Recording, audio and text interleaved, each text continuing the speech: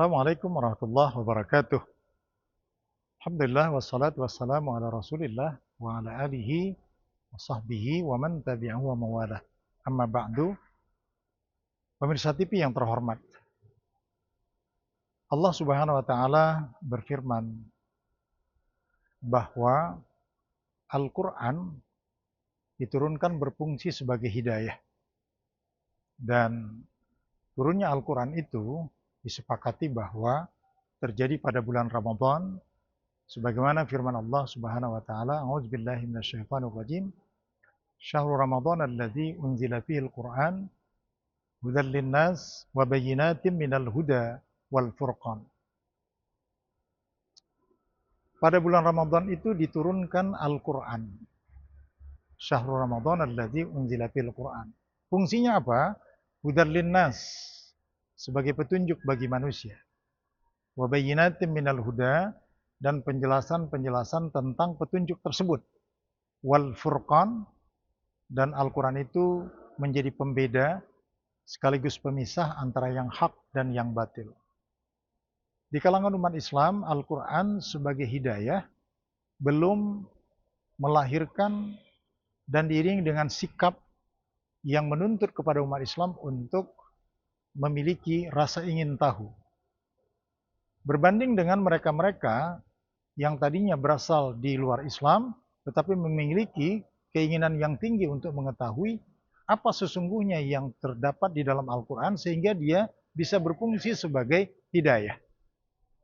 Berikut ini kita lihat beberapa pengalaman untuk membuktikan bahwa Al-Quran itu benar-benar hidayah justru datang dari seorang yang bukan beragama Islam. Beliau adalah Dr. Murais Bukhail yang pada tahun 1973 sampai tahun 1983 menjadi dokter pribadi King Faisal di Arab Saudi. Nah, di sela-sela kesibukannya untuk melaksanakan tugas sebagai dokter pribadi Raja Faisal, beliau selalu memasuki perpustakaan. Di samping membaca teks-teks kedokteran, tapi beliau tertarik untuk membaca Al-Quran karena beliau seorang Prancis tetapi juga memiliki kemampuan untuk bahasa Arab. Ayat yang terbaca oleh beliau yang pertama adalah surah Al-Baqarah ayat 50. A'udzubillahi minasyaitonirrajim. Wa idz faraqna bikumul bahra fa anjaynakum wa aghraqna ala fir'auna wa antum tanzurun. Dan ingatlah ketika Allah menyelamatkan Musa dan menenggelamkan Fir'aun. Wa aghraqna fir'auna wa antum tanzurun, dan ketika itu kamu menyaksikan. Diketahui bahwa ketika Fir'aun bersama bala tentaranya mengejar Nabi Musa alaihissalam untuk menyeberangi Laut Merah menuju tanah Palestina, ketika itu Allah memerintahkan kepada Nabi Musa untuk memukulkan tongkatnya ke laut, kemudian laut terbelah dan membentang jalan raya, maka dengan demikian Musa dan para pengikutnya dapat melalui jalan tersebut dengan selamat. Sementara Fir'aun dengan bala tentaranya mengikuti jalan yang sama, tapi qadarullah Allah mentakdirkan laut mengatup kembali dan Fir'aun dengan bala tentaranya tenggelam di Laut Merah. Ini yang kemudian menjadikan Dr. Murais Bukhail untuk mengetahui sampai sejauh mana kebenaran ayat Al-Quran ini ya, yang bisa dilihat dalam peninggalan sejarah. Kemudian dengan satu tim ekspedisi, beliau melakukan penelitian terhadap jasad Fir'aun, Ramses II ketika itu, dan menemukan bahwa ternyata Fir'aun tenggelam dan menghirup banyak air, dan ini mendatangkan satu keyakinan kepada beliau bahwa ayat Al-Quran tersebut adalah benar.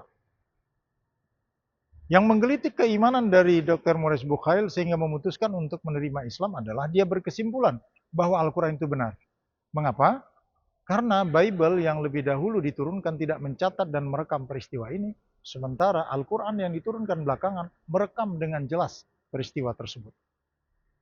Kemudian yang kedua, sebagaimana firman Allah Subhanahu wa taala dalam Al-Quran surat Yunus ayat 92, A'udzubillahi minasyaitonirrajim, "Fal yauma nunajjika bibadanika litakunu liman khalfaka ayah wa inna katsiran minan nas an ayatina laghafilun." Yang kira-kira maknanya, sengaja kami awetkan jasad kasar Fir'aun supaya menjadi tanda bagi orang-orang yang datang kemudian. Ya. Dan kebanyakan manusia lalai dari ayat-ayat Allah Subhanahu wa taala. Pemirsa yang dimuliakan Allah, dari kisah ini kita bisa melihat bahwa sesungguhnya kekuatan rasa ingin tahu dari seorang Dr. Murais Bukhail dapat mengungkap kebenaran Al-Quran, dan Al-Quran benar-benar menjadi hidayah dalam kehidupannya karena terbukti dia telah menyatakan meninggalkan keyakinan lamanya dan dia memasuki agama Islam.